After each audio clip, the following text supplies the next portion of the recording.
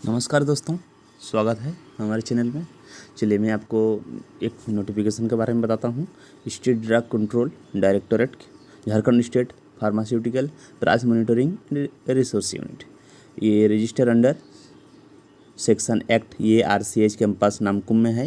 ये इसका जो ऑफिस है रांची 834010 झारखंड। एडवर्टाइजमेंट नंबर 1 और डेट कब है? मार्च 2022। देखिए रिक्रूटमेंट नोटिस क्या है, इसके बारे में हम बात करेंगे। चलिए हम बात करते हैं इसमें जो है नोटिस के बारे में। चलिए PMRU is looking for energetic hard working candidate on direct contractual position. मैं ये जो बता दूं, ये देखिए ये जो लिखा हुआ है आप देख पा रहे हैं, ये कॉन्ट्रैक्चुअल में है। ठीक है, मैं आपको बता रहा हूँ ये जो लिखा हुआ है ये कॉन्ट्रैक्चुअल में।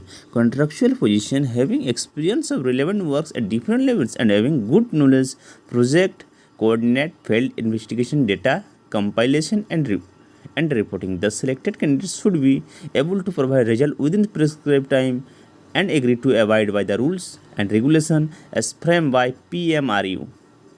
जो pharmaceutical price monitoring resource unit है, वहाँ का जो रूल्स है वो फॉलो करना होगा। देखिए क्या क्या बताया गया है एप्लीकेशन के बारे में। क्या है, मैं इसके बारे में application are invited from the suitable candidate for rendering service for the position as a detail is given below. इसमें दिया हुआ है डिटेलिंग के बारे में। नेम ऑफ द पोस्ट क्या है? Project coordinator. प्रोजेक्ट कोऑर्डिनेटर के बारे में बोला गया है। नेम ऑफ द पोस्ट की पहला पोस्ट है प्रोजेक्ट कोऑर्डिनेटर। उसमें नंबर ऑफ पोस्ट की अगर बात करूँ वो एक ही है, एक ही कैंडिडेट, यानी एक जन को उनको सिलेक्शन करना है।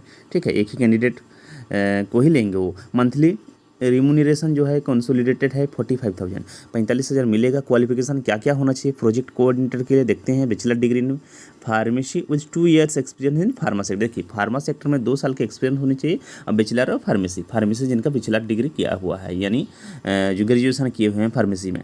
और candidate who possess master degree in pharmacal. ये देखिए जो कैंडिडेट ऐसे कैंडिडेट हैं जो मास्टर डिग्री भी किए हुए हैं वो भी एलिजिबल होंगे।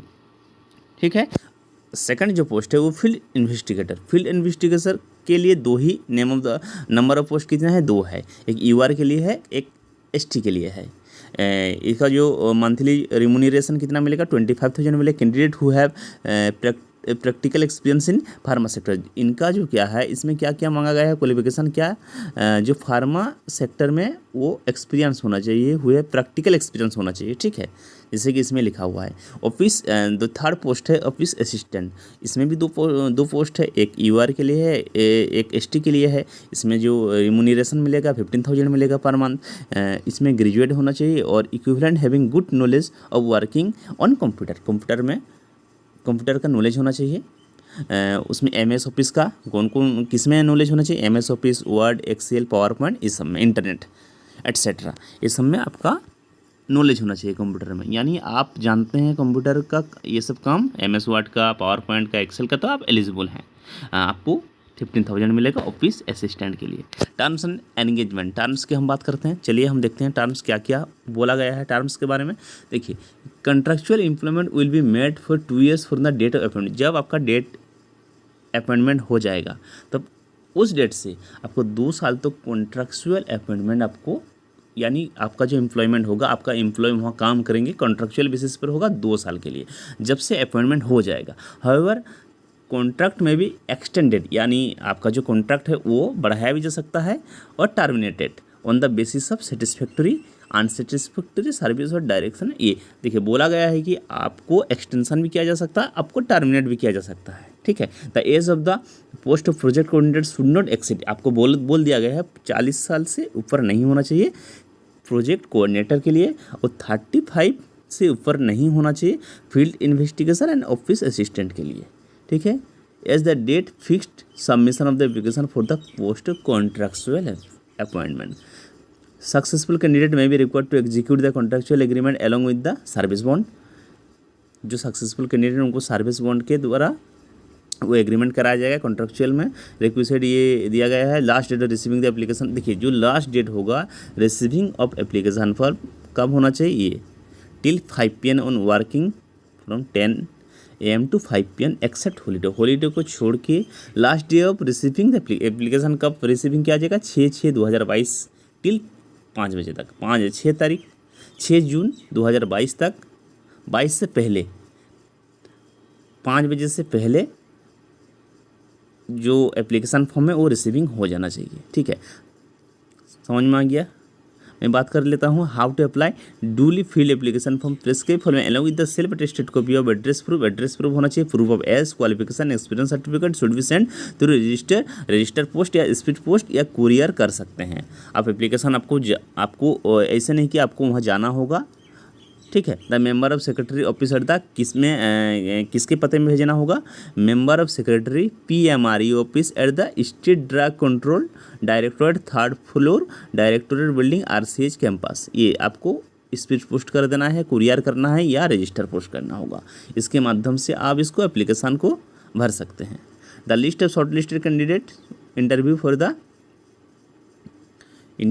The uploaded on the website. आपका जो वेबसाइट है उसकी मैं बात कर recruitment.jharkhand.gov.in।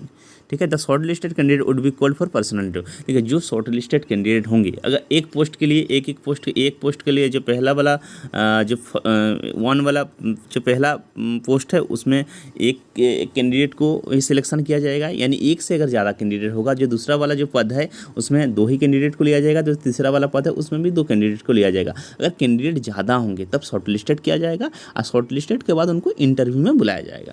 ठीक है, देखिए एक बार हम फॉर्म के बारे में बता देते हैं। देखिए, state drug control directorate the Jharkhand state pharmaceutical price monitoring and research unit. इसमें जो एप्लीकेशन फॉर्म है ये देखिए एप्लीकेशन फॉर्म है, एप्लीकेशन फॉर द पोस्ट, कौन सा पोस्ट के लिए आप भरना चाहते हैं, फुल नेम, फादर्स नेम, ये सब भरना होगा आपको, mother's name, marital status, date of birth.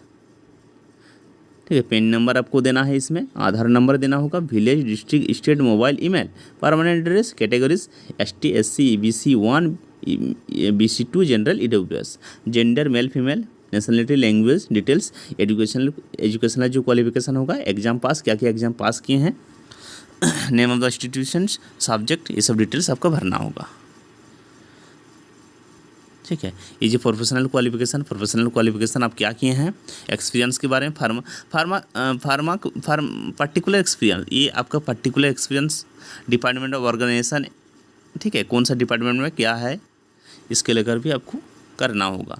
Design, period service, कब से कब तक किए हैं काम, टोटल एक्सपीरियंस के बारे में, ये सब फॉर्मेट आपको भर के देना होगा। प्रीवियस एम्प्लॉयर रेफरेंस डेट, आप पहले कहाँ काम कर चुके हैं इसके बारे में भी डिटेल्स आपको देना होगा। ठीक है, ये वाला कॉलम में 18 वाला कॉलम, 18 वाला जो पॉइंट्स है उसको अगर इसमें भरना होगा। प्रीवियस एम्प्लॉयर रेफरेंस डिटेल्स, आप कहाँ काम किए हैं, क्या करते थे, कौन सा डिजिग्नेशन, कौन सा पद में थे, कॉरेस्पॉन्डिंग उसमें एड्रेस कहाँ किया था, उसके बारे में डिटेल्स आपको देना है। डिटेल्स ऑफ टू रेफरेंस जिनको आप जानते हैं उनका नाम लिखना होगा, टेलीफोन नंबर क्या है, और ये मेल ID देना होगा, और कॉरेस्पॉन्डिंग उनका एड्रेस, डिटेल्स ऑफ 2 रेफरेंस का नाम देना होगा। Enclose self attested copies of document, क्या क्या डॉक्यूमेंट आपको देना है, mandatory for document of address, देखिए proof of age, matriculation certificate आपको देना होगा, एजुकेशनल प्रोफेशनल क्वालिफिकेशन कॉपीज, ठीक है, और एक्सपीरियंस सर्टिफिकेट आपको देना है, नो ऑब्जेक्शन सर्टिफिकेट, और कास्ट सर्टिफिकेट जो भी है आपका रेजिडेंशियल, और आधार सर्टिफिकेट जो आपका एक्सपीरियंस वाला सर्टिफिकेट होगा वो आपको सबमिट कर सकते हैं। उसके बाद नीचे आप अपना डिक्लेरेशन फॉर्म भरेंगे, प्लेस डेट और फुल सिग्नेचर। ठीक है, इसको आप भर सकते हैं, ये कॉन्ट्रैक्चुअल बेसिस पर होगा, ये भी अपॉर्चुनिटी है आपके लिए। थैंक्स फॉर वाचिंग, और अगर चैनल को सब्सक्राइब नहीं किए हैं सब्सक्राइब करें, लाइक करें, शेयर करें।